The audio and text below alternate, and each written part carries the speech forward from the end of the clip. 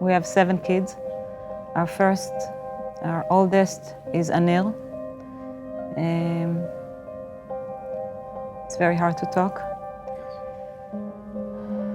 He's a great person. He loves justice, he loves music, he loves people, he loves art, he makes music. He comes from love, and maybe you can continue because it's very hard for me now.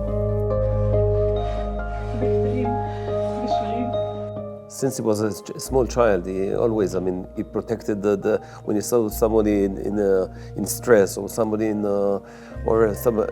was against racism or any kind of evil that he saw. He was always focusing on protector, and a very moral guy. He wrote about that. He sang about that. He left us like 100 songs. That he wrote the music and produced music. Yeah. What was one of your favorite songs? Do you remember it? A song about Jerusalem. From he loved, Book of David. Yeah, he loved Jerusalem. What were some of the words? אם לא אעלה את ירושלים על ראש שמחתי. If I forget you, O Jerusalem. Exactly. Let my tongue cleave to the roof of my mouth. Exactly.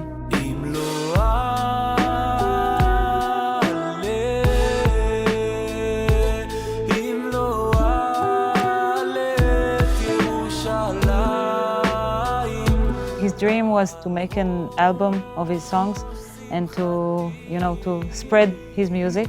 And our mission now is to complete his dream. So October 7th, we had a meal, all the 7 kids, and we all sat there and we said how pleased we are. And after the meal, he went with his friend, Hirsch Goldberg, that is now kidnapped, to the festival. And we got there something like 1 o'clock in the morning. Around 6 o'clock in the morning, they start seeing rockets in the sky, and they start heading to the cars.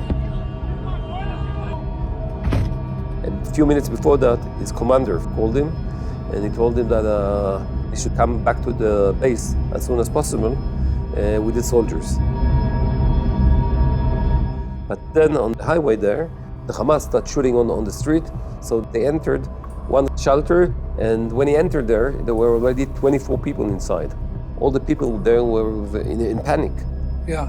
And he came and said, "My name is Aner Shapira. I'm a combat soldier. Don't be afraid. Everything is going to be okay." And one of the girls there that survived, she said that the moment he said that, she shouted, "Aner, we are so pleased you came here. We are relaxed." So wow. This was a reaction. So first of all, he calms comfort down. them. So comfort them. Says, I will protect. Everything protect will be okay. All. Yeah. But then they start hearing shootings coming close, and they start hearing the shoutings of the in Arabic of the militants. And what happened is we have an amazing picture. One of the survivors sent his location to his father in order to rescue him. By mistake, he pressed the button of the camera of the camera in his cellular, and he took pictures.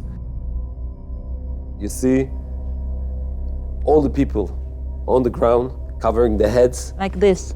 And at the entrance, you see him standing, Aner. Only one. Only one.